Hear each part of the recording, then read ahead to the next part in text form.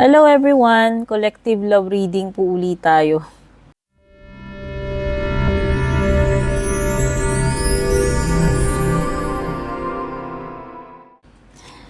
Okay, hindi magre-resonate to sa lahat ha. Since collective love reading lamang ito, check natin ano yung mga energies dito sa love life ninyo. Pero bago tayo mag-start, isang malupit na Happy Mother's Day muna sa lahat. Yan, ako nga pala si Purple Teen kung bago po kayo dito. Please don't forget to like, follow, or subscribe. Yung mga interesado sa private reading ko, nag-iisa lamang po yung aking official FB page. Doon po kayo mismo magsadya. Never po ako mauunang mag-message request sa inyo or friend request. Yan. Kaya pag may mga ganun na una nang mag-chat sa inyo, hindi po ako yon. Okay? Check natin yung energy. Ano yung muna yung overall energy ng connection ninyo? Engagement ring. Oh. So mukhang nagkakaintindihan na kayo na itong person na to. Pwedeng mauuwi na sa seryosohan, like engagement, no? Itong connection ninyo. Oo. Ito ay commitment, pagpasok sa commitment. Kaya kung hindi pa kayo, wala pa kayong formal na na usapan, pwedeng dun din mapupunta yon. Magiging, kumbaga, maliligal na yung ninyo. Ano naman yung current energy?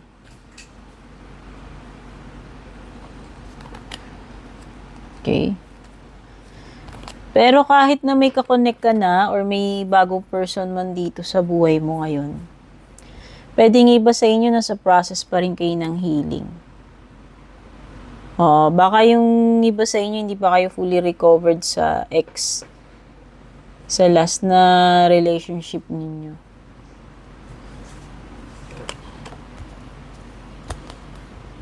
Ano pa?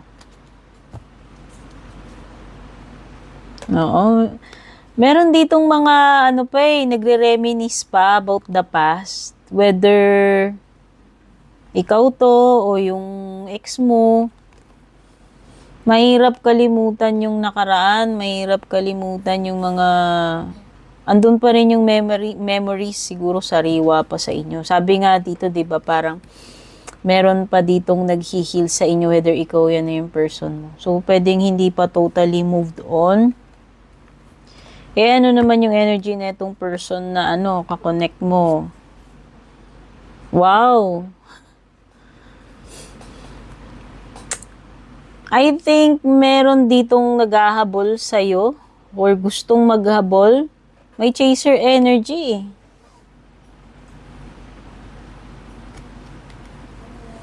Baka yung ex mo umaapela kaso meron ka ng kakonect ngayon. Pero meron energy dito ng gusto pang umapela, nagbabaka sakaling mag-reconnect or maghahabol. Wow. Ano pa? Energy na itong person na kakonect mo. Wow! So, maganda rito, pwedeng soulmate mo to. Di ba sabi ko nga, pwedeng may current na connection ka na. Tapos may ex na umi-eksena. So, hindi ko lang matukoy. Pero pwedeng ito yung bagong person eh. Whether na-meet mo na siya dito, kakonect mo na siya ngayon or mamimit mo pa lang. This is a possible na solid na connection. Kasi sabi dito, soulmates daw kayo. Soul connection, partnership agreement, soul contract. Okay? So, ano yung next? Next na pwede mangyari or in the near future? Magte-take ka talaga ng chance dito. Oo. Siguro, itatry mo uli. Willing ka mag-take ng risk or yung, ewan ko kung sino to isa dito na willing mag-take ng risk, yung naghahabol ba sa'yo or ikaw ito na magte-take ng risk dito sa current na kakonect mo. Ayan no. Alam mo maganda, if ever na may darating na bagong person sa'yo, kasi sinasabi na nga, bukod sa soulmate mo siya, Bukod sa soulmate mo, maaaring ito na yung the one eh. Ayan o. You are welcoming love and meeting the one. So, maswerte ka, dear, kasi kung bagong person to paparating sa buhay mo, baka siya na nga yung the one. Ayan o, soulmate and the one. Okay? So, ano yung possible na magiging outcome ninyo? So, maiksing reading lamang ito. Ano, huwag na po kayong mag-expect ng masyadong mahabang reading. Oh, no. Kung level up, ibig sabihin this is a better relationship compared dun sa last mo. Kaya lang kasi yung isa gusto niya pang i-rebuild yung nasira ninyong relationship. So, medyo complicated kasi pwedeng dalawang person yung meron ngayon sa buhay mo. Kung may paparating tapos yung ex mo, pwede ka kasi niyang guluhin, balikan. Kaya lang ang masasabi ko lang, if ever na i-consider mo yung ex mo na yon, magiging repetitive lang yung pattern ninyo eh. Oh. So, sabi ko nga ito yung pampagulo. Pero ang magandang balita doon is yung bagong person na darating sa'yo, which is your soulmate or the one. Maaaring ito na nga, yung para sa'yo, yung bagong darating, kung hindi mo pa namimit ito. Ano pa? Possible na magiging outcome.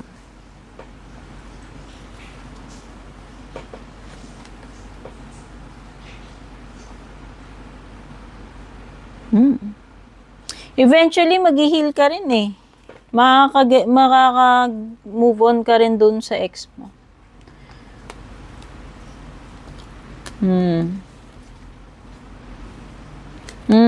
Iko-continue niya yung pag-i-stalk niya sa'yo.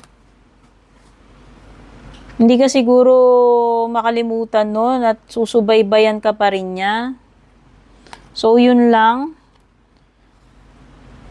Mahaba ang hair mo ngayon, dear, kasi may mamimit kang the one potential na soulmate mo, kaya lang yung ex mo is hahabulin ka. So, yan yung mga na-pick up kong energies dito sa collective love reading ninyo. Kung nakarelate kayo, nagustuhan nyo, don't forget to leave a reaction dyan, pa-comment na rin. At pa-share, malaking tulong po yan. Love you all. Take care. God bless. Babush. And kung balak nyo pong mag-book or mag-inquire ng personal readings ko, basahin nyo lamang po itong nakasulat sa screen or yung nakalagay sa description.